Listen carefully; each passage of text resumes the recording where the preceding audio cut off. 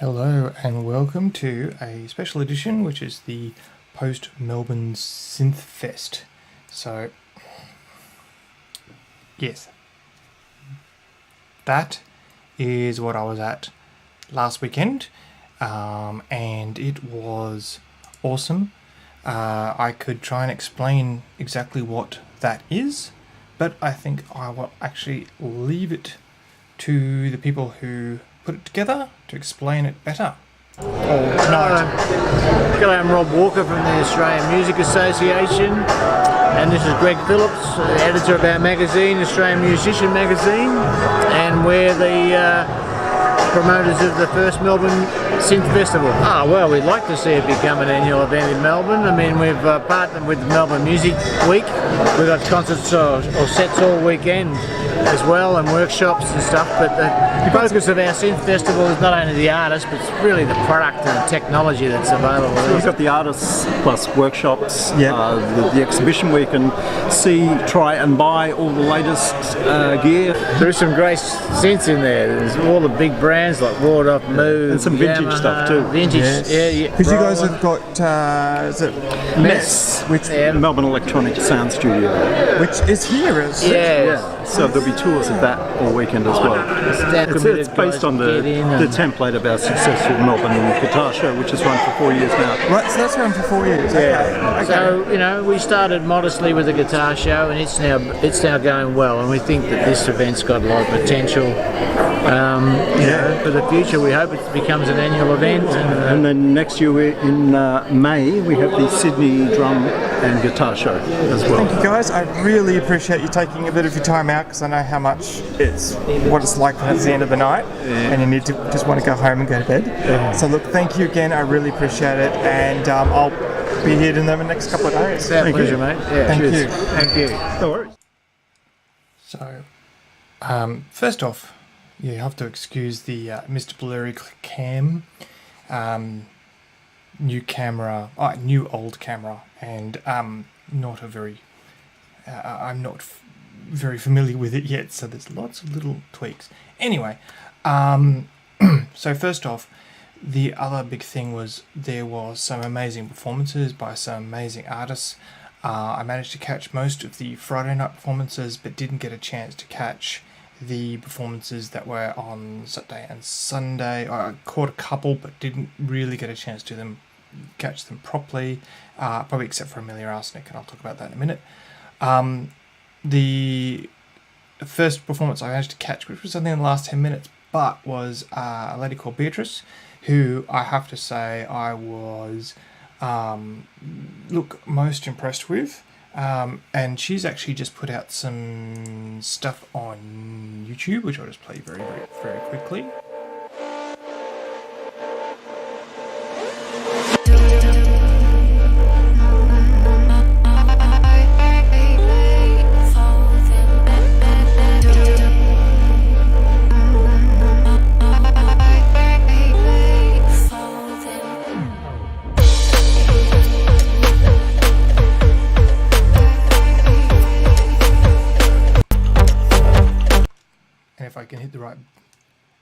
If I can hit the right button, that would be even better.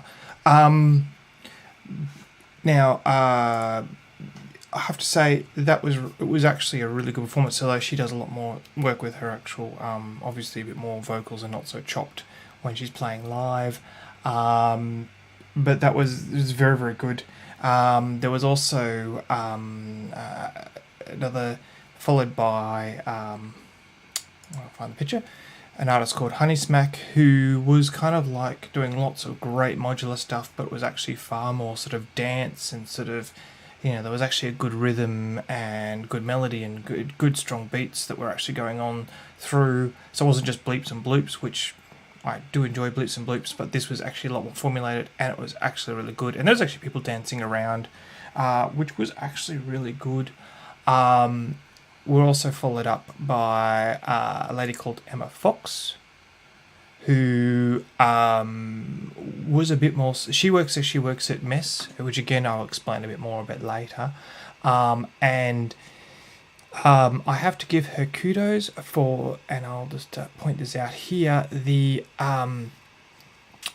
Xbox controller, MIDI controller from Guitar Hero, and using that for using a lot of her sounds. A lot of her sounds comes from old synthesizers from within Mess that she samples and then uses.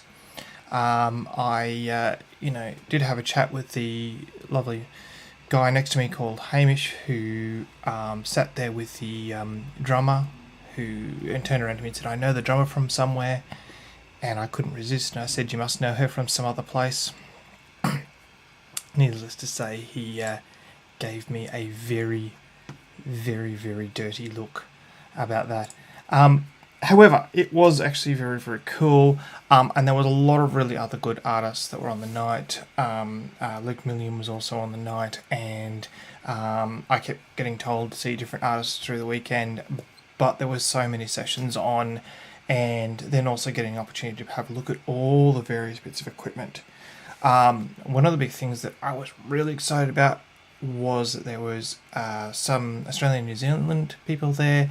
I would have loved to have seen a lot more, but from what I gather, there was a big modular event also in Japan happening, and so there wasn't as many people there, and there's not a lot of synth development as far as non-modular stuff in Australia. That although I'm happy if people want to prove me wrong and send me links and this is what we're doing, because I'd really love to actually do some demonstrations with that. Just a couple of quick people that were there. I'm going to show you this guy who I'll let him explain what he does. Hi, I'm Dan Pearson here at the Melbourne Synth Festival. I'd like to show you my cables that I've developed, tendrils they're called, and they're right-angled cables designed to make the knobs and switches and all of the controls more accessible. So we come in a range of different colours and lengths.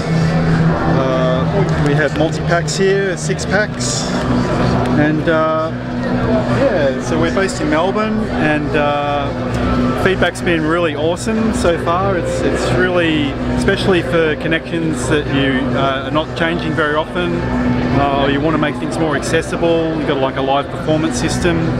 It just really makes everything much more user-friendly, and you can also close and carry your cases fully patched.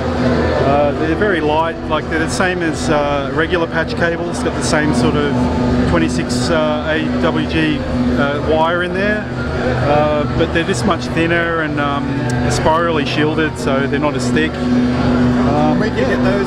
And they're shipped everywhere in Australia?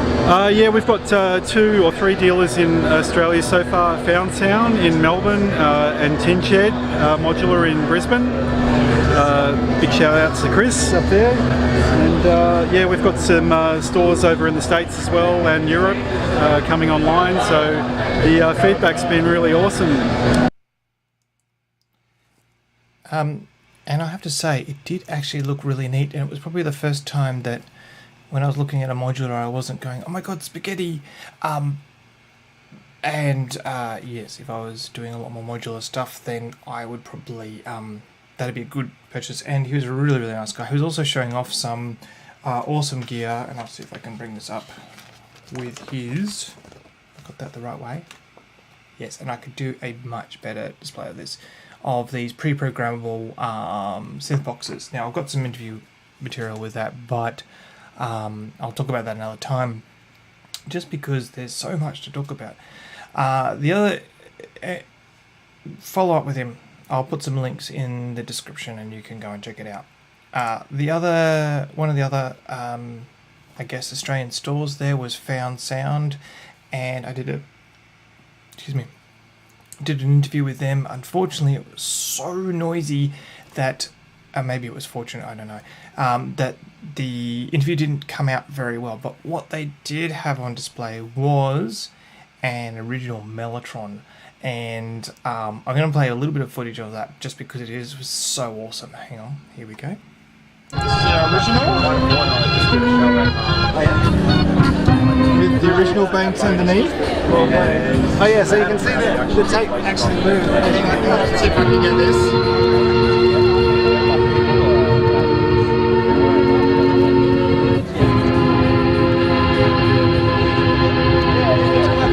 Watch, really, isn't it? Yeah, absolutely. And then you've got the beautifully well recreated sound. Unfortunately, you can't quite hear it, but it does sound amazing. And it was really good to actually have a look in the box and realise that how much technical movement is actually, physical technical movement is actually happening, and why it works the way it does, and why it just produces these kinds of amazing sounds. I'm going to try and block that light that's coming on behind me. Yes, for those people out there who are looking at my lighting, yes, I know, I can improve it.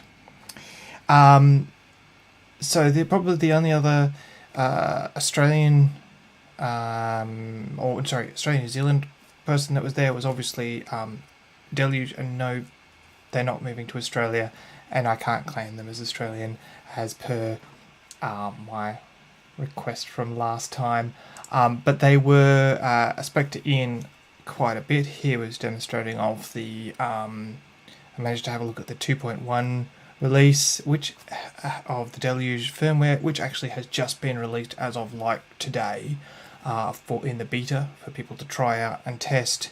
Obviously it's got several months of bug fixes and so forth ahead of it, but I have to be honest, it was really good to see it up front, and I was going, oh great, I can actually, you know, be the first person who's got a video up of the new features, and unfortunately the video didn't go.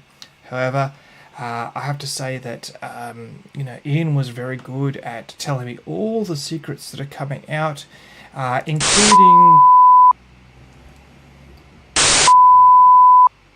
Yeah, alright, fair enough. I'm not supposed to talk about them. And, no, Ian was actually really good, and he did actually manage to...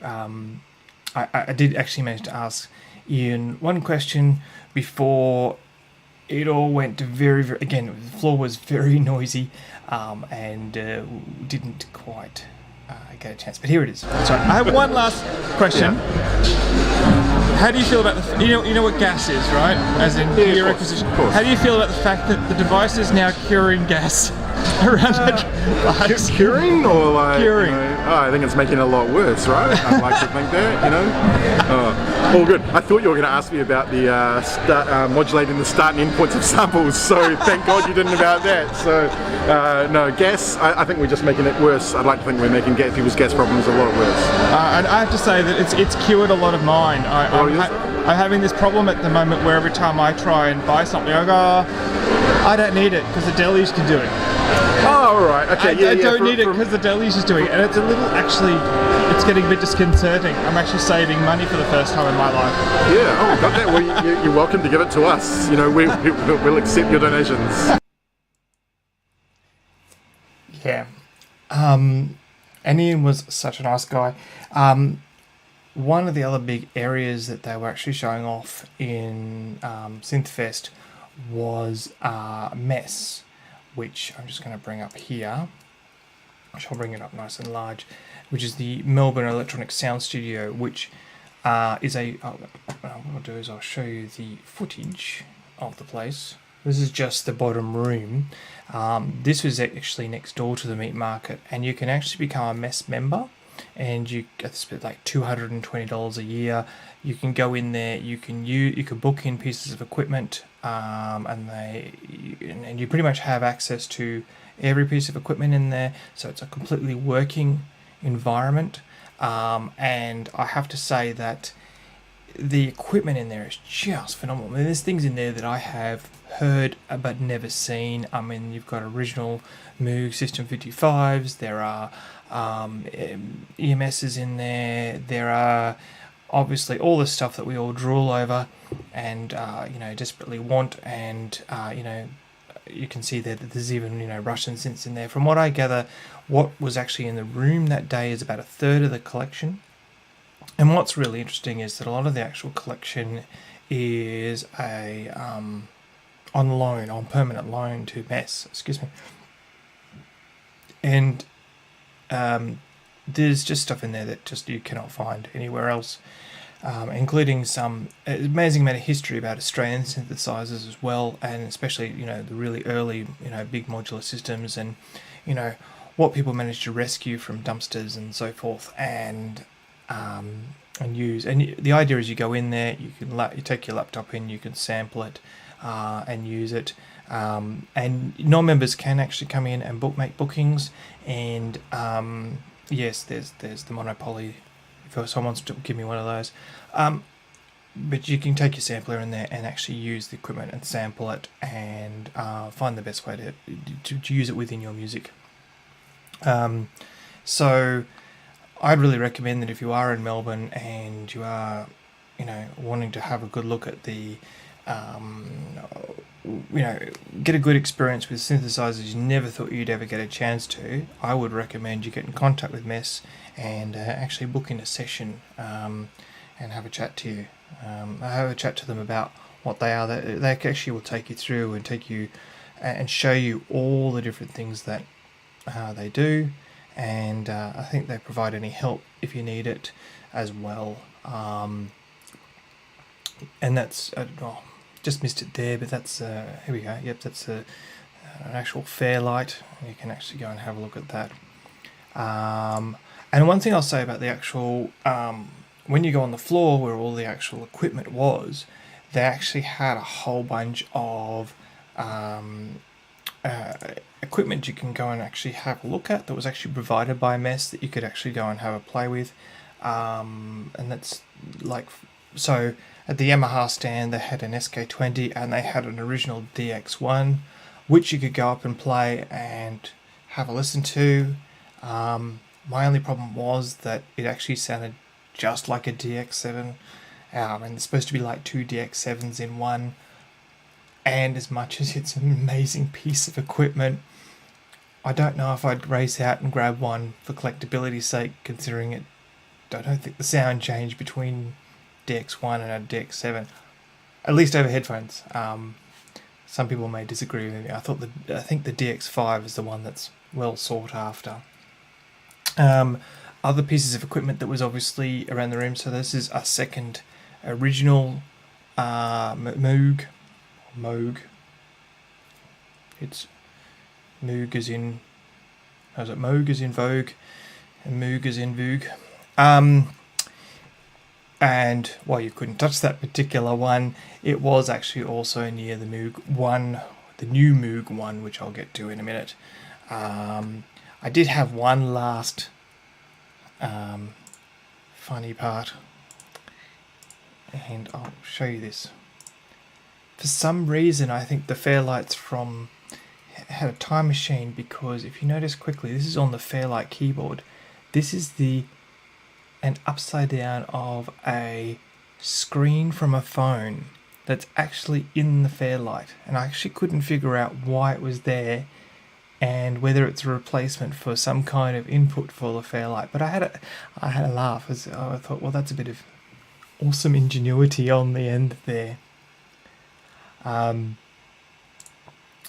So it was some amazing. There was also I'm trying to think what else was on the floor. There was heaps of stuff on the floor that you could go and play with, and that was actually one of the best things. Is there was just so much new equipment you could go and have a look at, and lots of things that while your local music store might have some odd bits and pieces, having it all laid out, having it there were stalls from the big names, Roland and Yamaha, and there was a lot of Korg stuff there from Store DJ and Manny's and places like that. There was another store there. I couldn't remember their name, but there was also a whole selection of Nords there that you could go and play with. There was Waldorf was there. Waldorf had a great big showing with obviously all their bits and pieces. Novation had various parts there, and obviously it was the distributors themselves that were actually showing off these pieces of equipment, and it was so great that you could go and actually have a play. I mean, it was enough that you could spend a day just trying out different things, which actually brings me to the probably the highlight, and obviously the intro shows this, was of the new pieces of equipment there. I have to say, the Moog 1, and I was very skeptical when I went and saw it, is an amazing synth. At $12,000, it'd want to be an amazing synth. That's 12,000 Australian, and you know, I'm sitting there going, oh my god. I can show you an example. I went to, this is the demonstration. I'm sitting here at this point. Hang on, if I actually bring up the actual screen, I went to the demonstration. So this is me here. I am exhausted by this session, and I can barely keep my eyes open. No offense to the guy, because he was actually really good.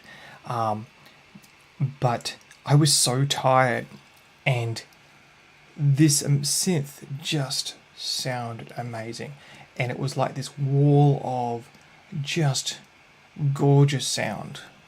And I mean, I wasn't the only one. I did, when I was talking to Amelia Arsenic and Pete Crane, and I'll play what they said, because it just suits me to lay that down and then mess it up in the box. Did you guys hear did you guys play with the new Moog? Yes. I did play with the Moog, and it's amazing, and I want one, and it makes you cry. Oh like, man, it's so just good. like but it's instant like Prodigy, like wow, like oh man, it's huge. Yeah, it's quite something. So it's like, but it is also the price of a car, you know. It's like so £10,000 or something. It's 12k. $12,000. 12,000 Australian. Yeah. Steal, man. But it's. And yeah, it is that good. But, and to the person who could see me standing there waiting to have my turn and impolitely ignored me for half an hour, I don't blame you, but I'm not happy. So yeah, the other big piece of equipment that obviously got released, or not released, but was actually on display, and they did do demos of it, was the Waldorf Quantum, and it was an amazing piece of equipment. I think what let it down was, for me, and it does some amazing stuff that you just really can't do on any other synthesizer, I just felt that there wasn't any standout sound that made me just go, yes, I want to slap down, I think it was $6,000 Australian to buy one. The controls and the screen and the just the routing in it, and the wavetable, and all, you know, the amount of stuff you can do is just phenomenal, and it really is a sound designer's dream. But I would like to have seen maybe, I don't know, just the sounds themselves that were coming out just didn't grab me, and I'm probably feeling, I was a little bit, not disappointed, but just I would have liked to have seen some really awesome sounds, and I think it just needs more time for those sounds to actually come out. But again, if you ever get a chance to play with one, have a look, because it just is an amazing piece of equipment, and I think that's really a good sign of how much really good equipment is coming out that you know, is good. Just one last word on the Waldorf Quantum before I move on. So you guys going to be buying the Waldorf Quantum? Well, I don't know if I'll get permission for that, but I'm sure some other people will. There's some... And they were nice enough to answer that question. Although I think, yeah, I don't know if I'd give myself permission to get one either. So, quick roundup of the various synths that were actually there. And I went through so many different bits and pieces that the Studio Sledge I had a good look at, and I had another good look at some of the Moog stuff that was around. Probably the standout ones for me, standout favourites, which I think I was a bit biased going in, was obviously the OB6. I had to listen to the other Dave Smith and Prophets and so forth, and the OB6 for me is still a standout, but again at about $3,500, it can wait. Worth it, but not on my income. And it just has that nice rich sound. I noticed that a few other people were saying things like the Novation Peak was also very popular. And I think the other one that really stood out for me, believe it or not, was the Nord 3P drum, which is just like a 6-pad drum. And the sounds on that, for non-acoustic-y kind of sounds, or non-sampled sounds, just sounded rich and musical. And that for me was actually a really good surprise. And I'll probably end up saving up and grabbing one of them. The other one was...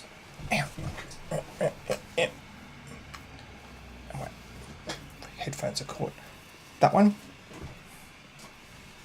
from Yamaha, and my only question to Yamaha is, why make it so that people who don't know that there's an FM in there ran around for a month going, it's a Mod X and not Modi X? Because, all those who thought it was Mod X, put your hand up when you first saw it. Effectively, for the price, it's just, for those who don't know, it's effectively a cut down montage, but they haven't cut any of the actual bits you'd want from a montage. It's got less sliders, less knobs, but not in a bad way. The touchscreen is still there. It's still 128 AWM voices and 64 FM voices. But the engine on it is just good, and its retail RRP is like $16.99, which obviously will drop once it gets to the stores and they put on special. But for a really powerful synth that you can actually go and do so much with and so much sound design with, and it really is a good buy.